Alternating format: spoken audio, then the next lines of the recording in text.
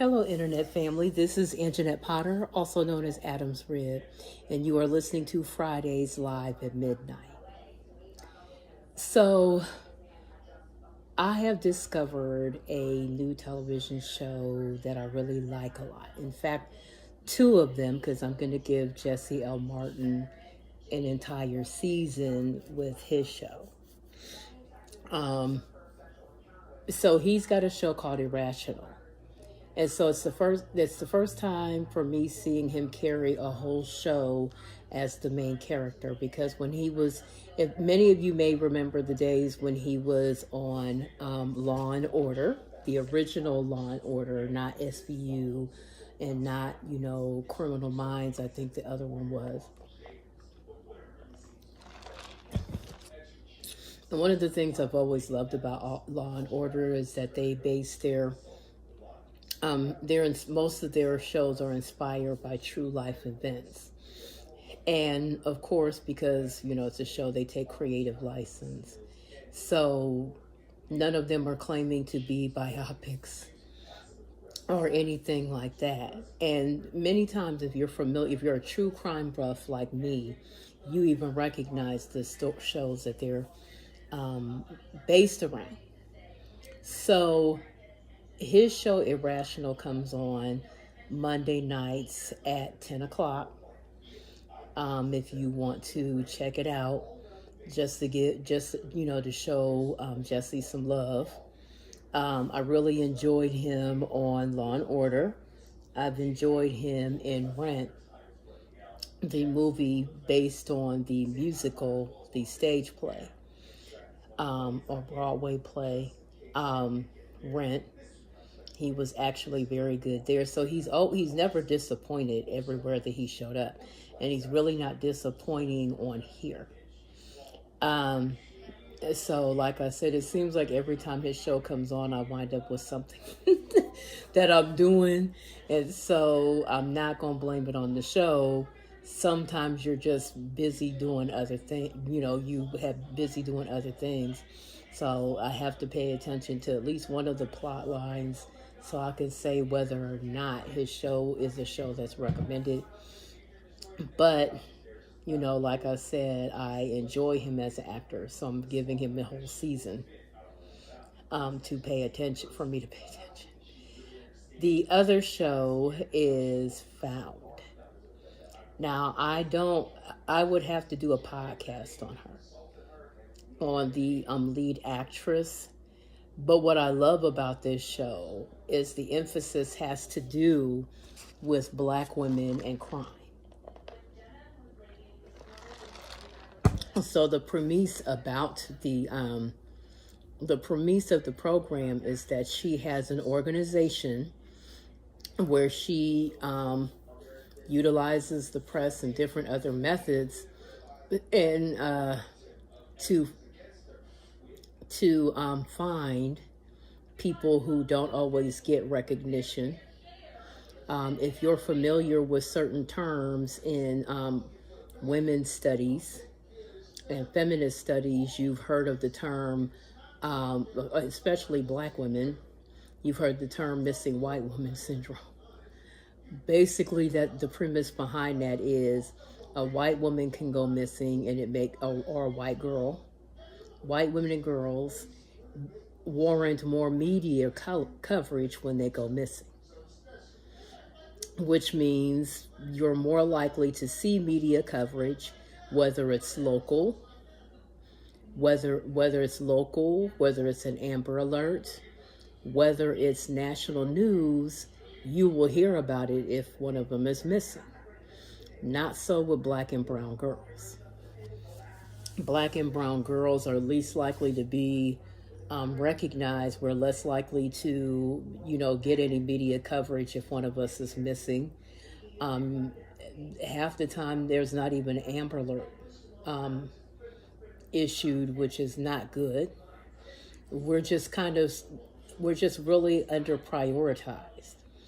And, and I'm saying and then when you talk about us, and the latest episode, I didn't get to see it because I fell asleep on parts of it, but it had to do with a missing sex worker. Now, I have never been a sex worker, and I'm not a sex worker now.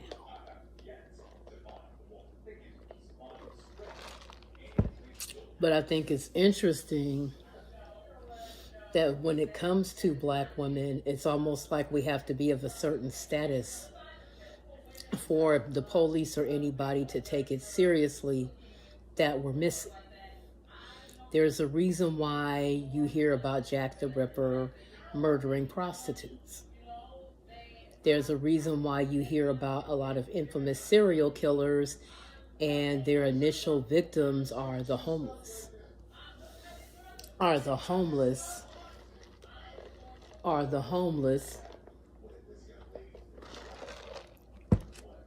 vagrants or sex workers. And for those who don't realize, sex workers can be both male and female. A large amount of sex workers in the Black community are male because survival sex, moving in with women to have a place to live, and sleeping with them or sexing them in order for them to keep you under their roof counts as sex work. Or moving in with another man. Now, I can remember watching, Joe Exotica or whatever, the people who had the cats.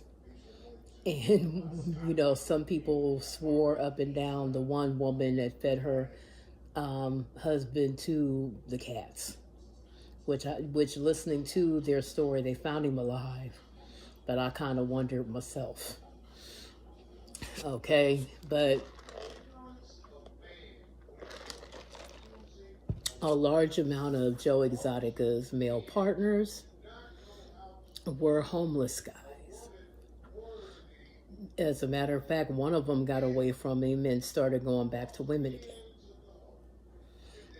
So men can be involved in sex work as well, and many are. It doesn't get much mention because of the whole issue of homophobia. So back to my girl's show. Another premise to the show is that the woman does the work that she does because at one point she was a missing child.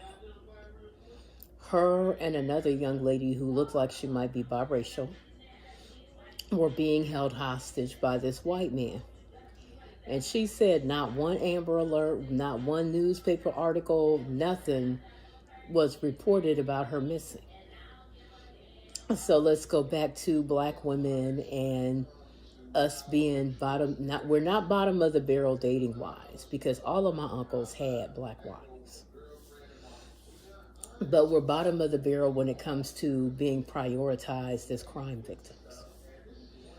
So the woman was responsible for her own rescue. She rescued herself and the younger victim from this guy. Now, the twist on the series is that she's got this guy locked in a basement.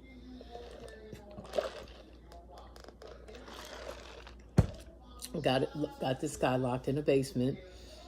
And because he is a predator and has the mind of a predator, she picks his brain for how to find the victims that she looks up. He's kind of her little hidden secret. It is a very good show. It is very engaging. It is very engaging. There's not a boring part of it.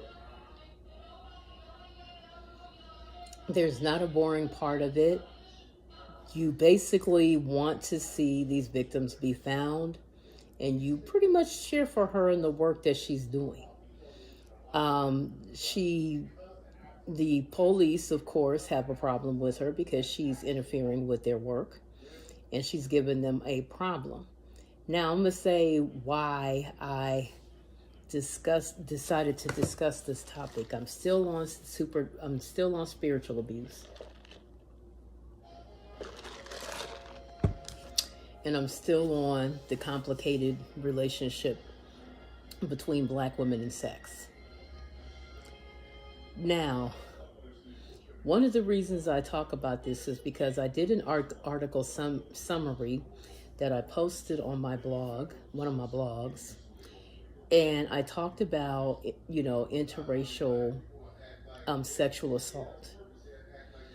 And it was to dispel the myth of the black rapist, because black women are more likely to be raped by white men than the other way around. But one thing about this article is that really most women who are sexually assaulted by somebody from their own community. About 90% of sexual assaults occur within the same racial group, with white men when it comes to the color line being crossed, white men are more likely to be guilty of that against women of color or black women than the other way around. Now, it's not much of a it's not much of a percentage, maybe a tiny percentage. The overwhelming majority of men are sexually assaulting women their own color. Right. So one of the things that always interests me, and I'm going to quote from another favorite movie of mine called Promising Young Woman. Now, the title Promising Young Woman is a take on when you read the headlines and you hear about a young man in college who gets accused of rape or sexual assault. One of the first things that gets said is that he was so full of promise, as though his victim wasn't full of promise. Young women make up the majority of degree holders in a university. And I think it's always sad when a young person has to cut their college experience short because of something that traumatized them. And one of the quotes that this movie said, this guy was like, well, this can ruin a guy's life. A rape charge, a rape accusation it's a guy's worst nightmare. And the protagonist looks at him and says, what do you think a woman's worst nightmare is? So I always think it's interesting when you have even guilty men who are, and what are guilty men, afraid of? Guilty men aren't worried about, because if you're guilty, then the person coming forward is telling the truth. Okay? What guilty men are worried about is the truth. That people may find out that they sexually assault women, and, whatever opportunities that they were eligible for, they won't get them. That's perfectly okay with me. Because think about the number of women who are assaulted and have to go through the rest of their life with PTSD, unless they go to church and get delivered.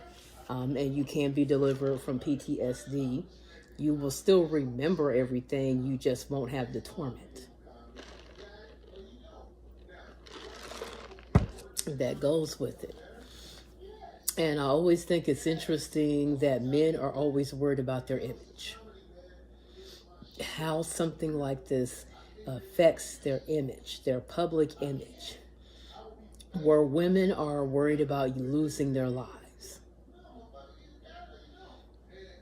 And let me give you some other rape stats.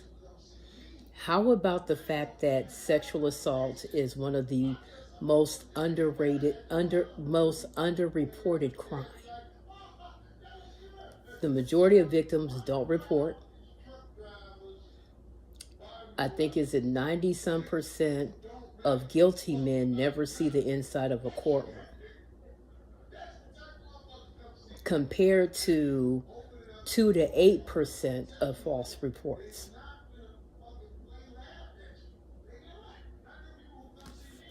So when I have to sit over here and listen to men And yeah, there are racial disparities.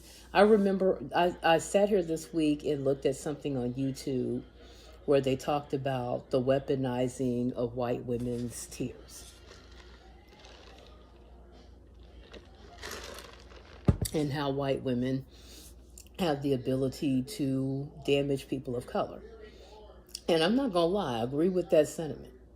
Even being a black woman, I have been in incidences where, you know, from junior high on, a white woman was able to get me in trouble and in some cases attempted to get me fired.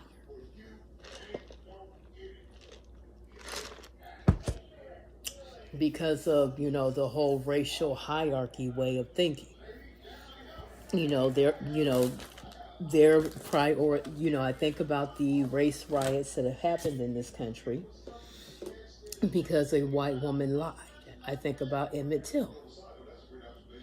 You know, it wouldn't be so, you know, wouldn't be if the men that were actually, I think about the New York jogger and the exonerated five, that where it took a Latin man to come forward and admit that he was the rapist. These young men did time and suffered all kind of hell.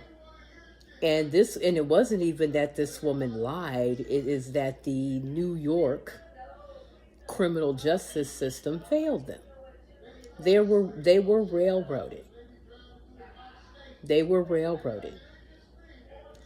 And if you don't understand how that feels, how you can be working a job and all you have to deal with, and you could be working a job, you could be attending school, like I said before, and you hear black men talk about this all the time. But what I'm saying to black men is, okay, but we go through it too. And the bad thing is we go through it and our own men don't even defend us. So one of the premises of this show is the whole unprotected status that black women have found themselves in. The whole unprotected status that black women fall into. When it comes to interracial sexual assault, black women fall under the category of the least likely to be believed. So I always think it's interesting that men are always, a false accusation. Like I said, false accusations are at 2 to 8%. Well, you don't even want blah, blah. Okay, but I don't want women to be raped. And many of the men who are always overemphasizing false accusations are guilty. Many of the men who are talking the loudest are the most likely to be guilty. Okay? And not only are they more likely to be guilty, they're also likely to have known about somebody who did something to someone and either smirked at it or didn't pay attention to it or looked the other way. Now, when you're talking about black women and victimization, we are the least likely to be believed. White women are more likely to be believed if the perp is black or some other color. But when it comes to white women reporting white men, girl, white women don't even stand a chance, a snowball's chance in hell. Report a white man for anything. Okay? When the Oklahoma City bombing happened, nobody wanted to believe a white man did it, and yet they wound up finding 2 of them guilty and sentencing both of them to death. When the whole Jeffrey Dahmer thing went down, what did the police do? They sent that poor child back in to be murdered. And this was after he had sexually assaulted that child's older brother or sibling. So when you are thinking about crime and you are thinking about women's issues, you have to take the whole product. I have been looking here at a television channel on YouTube called Lad Bible. And they, have that and what is the other one? Soft White Underbelly. And so they allow, people have been through all kind of different things to come on and tell their stories. And so culturally, like, people talk about American women having it good compared to women in other countries. That's because American women marched. It isn't because men in this country are so benevolent. Okay, because they're not benevolent at all. Okay, that's what I find interesting, is that you have especially a lot of older white men that try to act like, well, you have it better than people in other countries. That's because we fought. That's because we organized. That's because we had movements to go out here. Like I said, with this whole people outlawing abortion. I wasn't shocked to see this. I was not shocked to see this happen, but then when it happened, I felt a sense of shit. It just got real in these streets. Now, as a born again Christian, we typically are pro-life. We're typically not pro-abortion on most of these things. But let me say this, as a Black born again Christian, because the right tends to like to align themselves with a lot of white supremacists and people who don't like people my color and don't think we deserve to have nothing, and in some cases wish that they could roll back the clock and put us back on a plantation with no rights to say no at all. I'm a little iffy on them succeeding and being able to ban abortion. And I'm really iffy on it because there are other rights that they, the abortion thing came at the tail end of same-sex marriage becoming legal. Now, like I said, born-again Christians typically don't support same-sex marriage. I'm a born-again Christian of color. So I kind of knew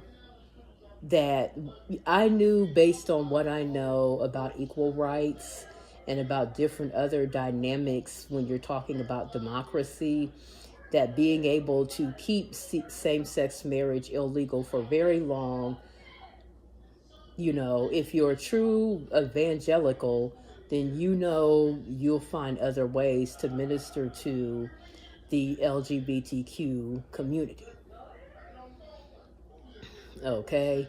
And there are homosexuals that get saved and decide they don't want the lifestyle anymore. I can't change the Bible. I can't rewrite it. I can't make it say what it ain't saying.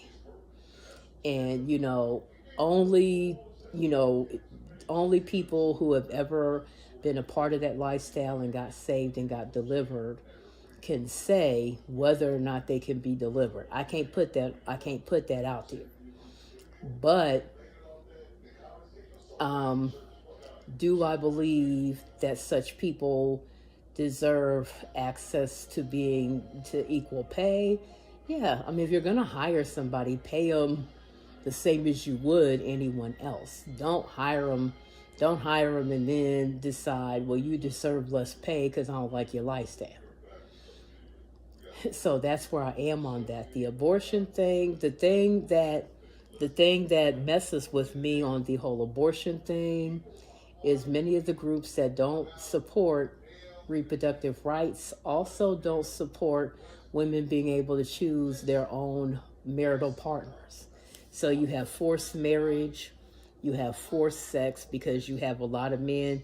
I remember when marital rape was made a crime. Okay?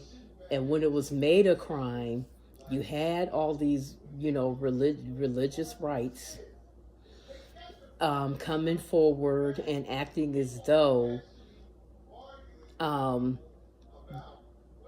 they were hurting their rights by refusing to allow them to rape their wives. Now, with things like that, I don't trust men.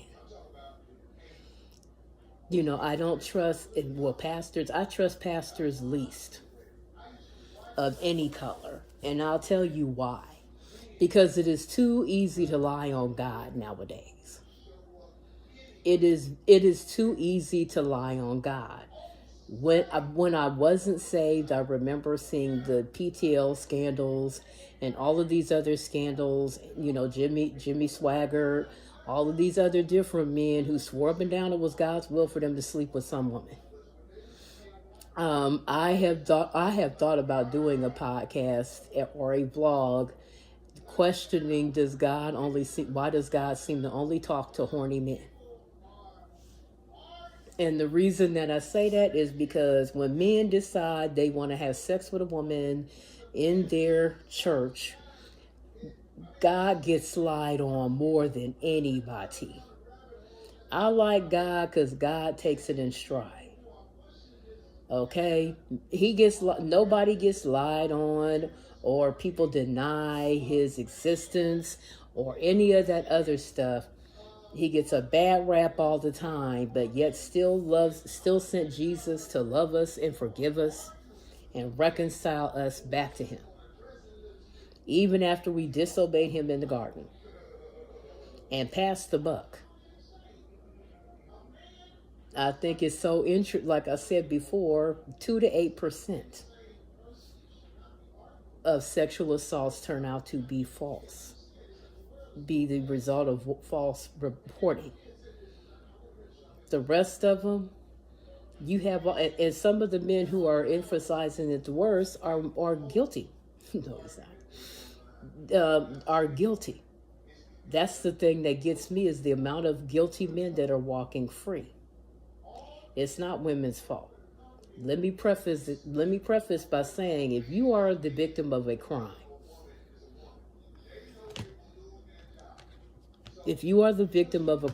no matter what color you are, no matter what your attacker's social standing is or income, no matter what your income or social standing is.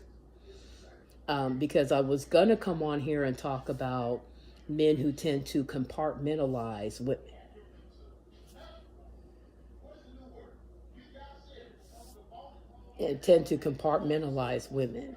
And they compartmentalize women to protect themselves, so that if they do something wrong to a woman, that her social standing is so bad or so low that nobody will protect her.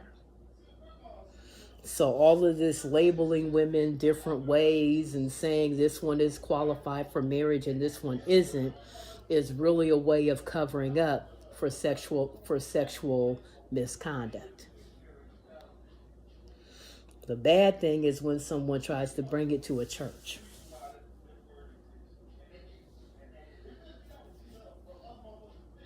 And it gets a whole lot worse when you're talking about black women. Because like I said, we're already under prioritized as it is. And so when people talk about black women, oh, the strong black woman, well, we haven't had a choice. How would you like to have to try your own rape in your head every time you have an encounter with a man, and have to worry about, well, since they're not going to believe me or probably not going to look for me or care what happens to me as a result of any dangerous encounter, it's up to me to be a little proactive in my own it's up to me to be a little proactive when it comes to my own safety. So in spite of any hoaxes or anything, black women feeling underprotected is very real. Black women, you are not crazy. You're not crazy. You're not crazy. If you felt like you were under prioritized, you were telling the truth. And the bad thing when you're talking about oppressive systems is that when a system is oppressive, even your own people will feel justified in being part of the problem.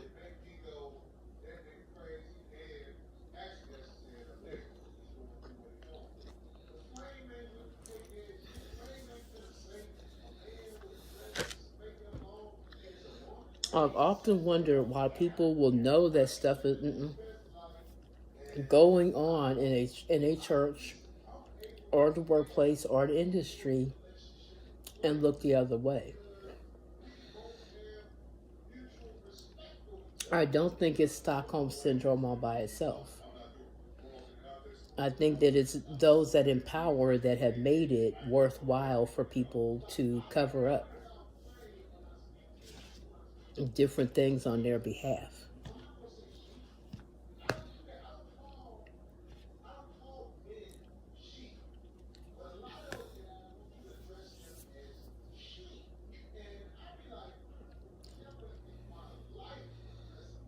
And so back to the topic, I know I'm up here eating. But many times women are compartmentalized so that men who harm, I don't know if you remember me doing the scripture that talks about make no occasion into the flesh. And so compartmentalizing women and put us in categories has the ability in the mind of an offender to think that the victim somehow deserved it. Now, for Black women, this goes all the way back to slavery. And Jezebel tropes, sapphire tropes, different, stereotypes about Black women.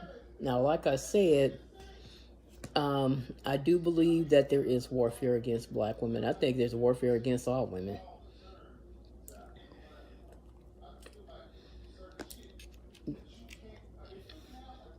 I think that there's a lot of guilty behavior against all women. But like I said before, we tend to get a lot of it because of not just our gender, but the color of our skin.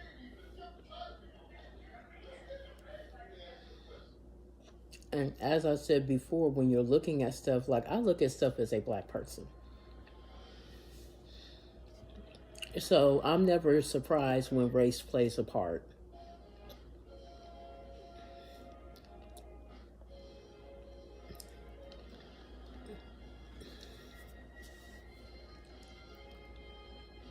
In some of the treatment that many people who look like me receive.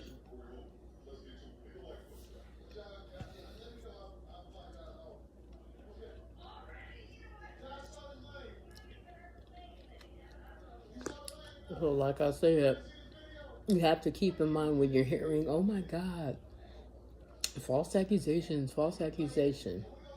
Way 2 to 8% of false accusations against 90-some% of offenders not seeing any jail time. Or not seeing the inside of a courtroom, or being underreported because the act that they're doing is so traumatizing to women and children that the victim doesn't even feel comfortable coming forward and reporting. And if they do report it, are they going to get any justice? Just because a man is declared not guilty does not mean he didn't do it.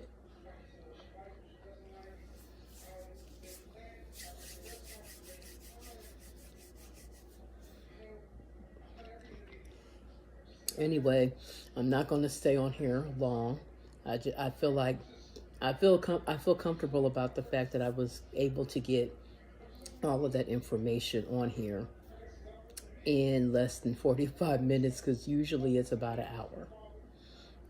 But I will be back up on Monday evening for Monday night quarterback / Music Monday. I'm not giving up on music ministry. I'm actually enjoying playing the piano again, especially as I conquer a lot of difficult pieces. I remember taking voice as part of my undergrad, voice and beginner piano. I took 2 semesters of piano and 2 semesters of voice. And one of the pieces I decided to conquer was a number called Kyrie e Dolce. Now, if you are into classical music, you can look the piece up. It's a very one of my fellow choristers was like, "Girl, that's a lot of black dots." But I did it and conquered it. And I felt good about conquering it, because I'm like, if I can conquer this difficult piece, then I can do anything. So I went ahead and we took it apart and, did it. I listened to it like 1,000 times, listening to it, and I conquered it. I was, I felt so good. So I'm conquering this piano little by little as I get on some of the difficult stuff. As I get onto some of the more difficult stuff, testing myself and different other stuff like that, I'm, getting more and more, I'm getting the pieces. I'm right now at the place where I'm starting to learn how to play with both hands. And so, like I said before, the app Simply Piano, I like. It does have things in it to where you can do different exercises where you might be weak. Like, say you're still learning. I wish there was one for, speed, because after a while you have to play within the rhythm of the piece. And the rhythm of the piece is not just